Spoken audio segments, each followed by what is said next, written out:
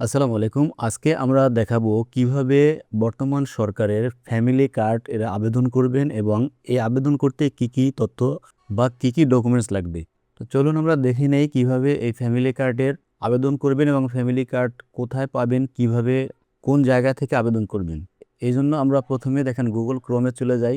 গিয়ে আমরা এখানে লিখে দিব যে tcbseva.com। দেখেন এখানে চলে আসছে। আপনারা tcbseva.com লিখে দিবেন। এরপরে এন্টারে প্রেস করব। করার পরে এরকম একটা ইন্টারফেস আপনারা দেখতে পাবেন। এখানে জাস্ট চলে আসবেন। তো এখানে যদি আপনারা না আসেন, আমরা এই যে এই লিঙ্কটা আমি ডেসক্রিপশন বক্সে দিয়ে দেবো। সেখান থেকে আপনি যদি ক্লিক করেন তাহলে এই লিঙ্কের মধ্যে প্রবেশ করবেন।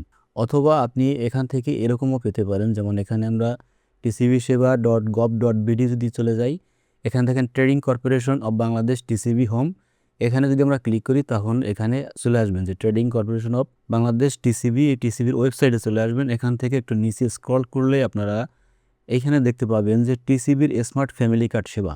এখানে যদি ক্লিক করেন, যে লিঙ্কটা ডেসক্রিপশন বক্সে দেওয়ার কথা বলেছি সেই লিঙ্কে চলে আসবেন।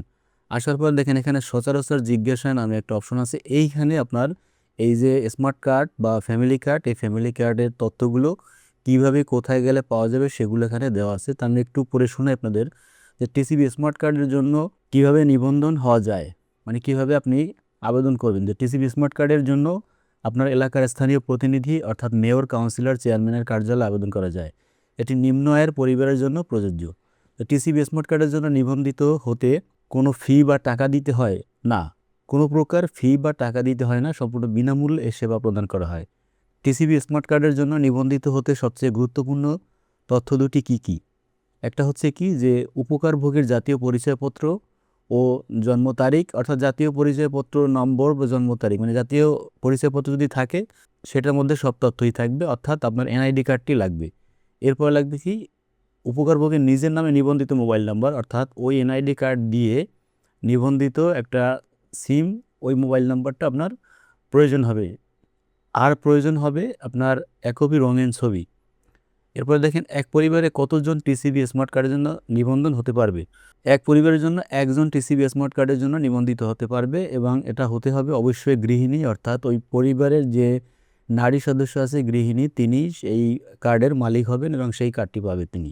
টিসিবি স্মার্ট কার্ড কখন এবং কোথা থেকে সংগ্রহ করা যাবে? টিসিবি স্মার্ট কার্ড ডেলিভারির জন্য প্রস্তুত হলে কার্ডের জন্য নিবন্ধন করার সময় প্রদত্ত মোবাইল নম্বরের মাধ্যমে কার্ড বিতরণের স্থান, তারিখ ও কোড জানিয়ে দেওয়া হবে, অর্থাৎ এসএমএস যাবে।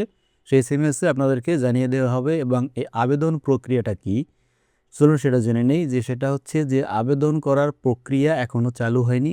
এই আবেদনটি দুটি প্রসেসই করা যাবে। একটা হচ্ছে অফলাইনে, অর্থাৎ সেই ইউনিয়ন পরিষদ, তারপরে ওয়ার্ড কাউন্সিলর কার্যালয় এবং পৌরসভা, সেখান থেকে আপনার ফর্ম সংগ্রহ করতে হবে।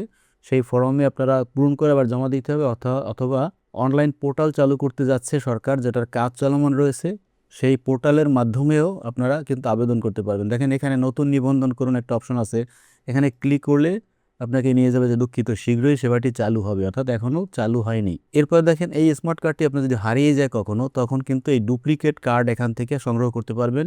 অর্থাৎ এখানে ক্লিক করার পরে এখান থেকে কিছু তথ্য আছে, এই তথ্যগুলো দিয়ে তারপরে পরবর্তী ধাপে গিয়ে ইনফরমেশন দিয়ে সাবমিট করলে আপনি কিন্তু একটা ডুপ্লিকেট স্মার্ট কার্ড পেয়ে যাবেন। তো বর্তমানে কয়েকটা উপজেলায় প্রাথমিকভাবে, অর্থাৎ এই ঈদের আগে রমজানের মধ্যে সরকার দেওয়ার প্ল্যান করেছেন। পরবর্তীতে পর্যায়ক্রমে 5 কোটি পরিবারকে এই ফ্যামিলি কার্ড প্রদান করা হবে। যখন আবেদন প্রক্রিয়া চালু হবে অবশ্যই আপনারা সেই ভিডিওটি পেয়ে যাবেন। সকলে ভালো থাকবেন। আল্লাহ হাফেজ। আসসালামু আলাইকুম।